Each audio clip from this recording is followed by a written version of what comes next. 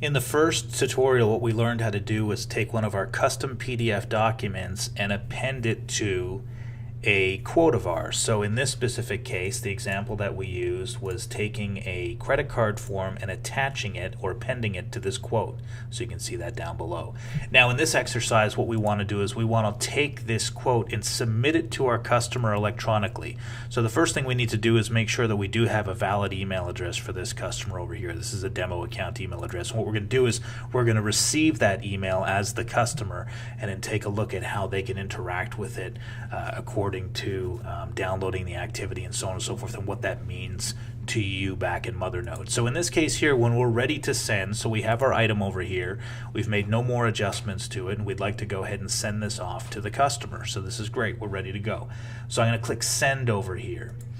Now what I'm going to do here is I want to choose which documents it is that I'm going to send with it. Okay, we already know that in the terms and conditions per the last exercise that we've included the quote to have the credit card form tied to it, so we know that it's going to be appended to this as well. So I'm going to send the quote here and I'm going to click send. Okay, so when I click send, it's going to pull up this internal email program. And here's one of the great features that I have is that now to expedite things, I can craft my own email using email templates here. So I can choose the ones that I've assigned for quotes. And in this case here, I have one, Mothernode product quote. So all I have to do is click insert. And then what it'll do is just put this over here. This is just letting me know maybe some placeholders aren't available. Okay, so I want to double check to make sure that I don't have any fields that are displaying here. But it's sending it to the customer, okay? And then basically I'm referencing the quote number, which is 127 for a Nikon camera, okay, over here. So you can see that's automatically embedded in here. I'm using my fields to do that, okay?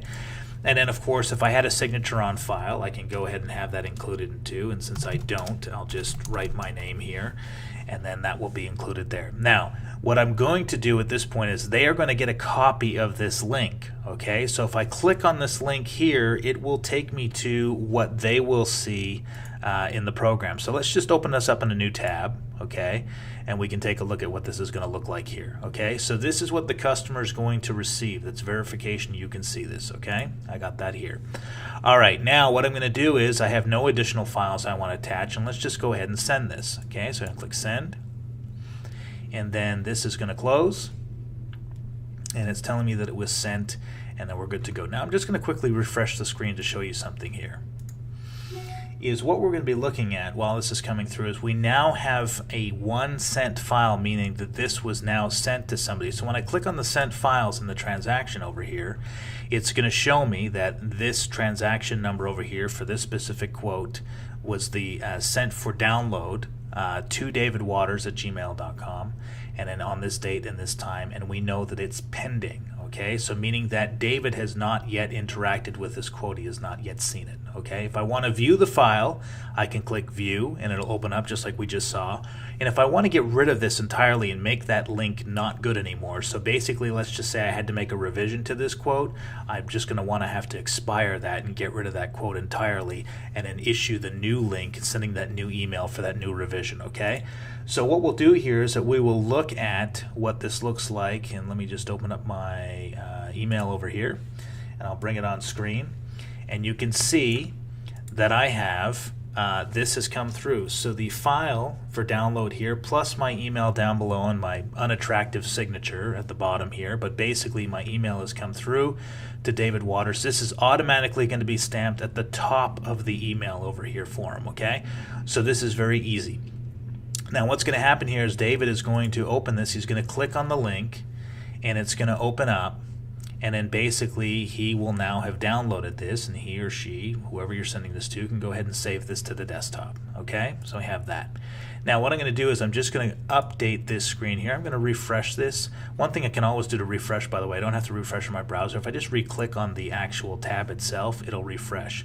Now we can see a status that David has downloaded this at this specific date and this specific time. So 3:15 this afternoon, David has downloaded this. So we get a confirmation that he has seen this, okay?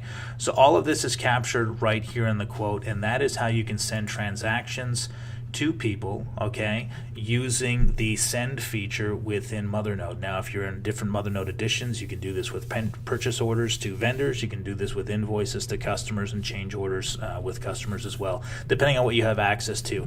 All of the functionality mimics what you're seeing here right now in quotes. So the next item that we're going to take a look at in the next video is going to be repeating that process, but getting the automatic document approval so the customer can actually sign and authorize that document and have that file stored right here within the actual record itself.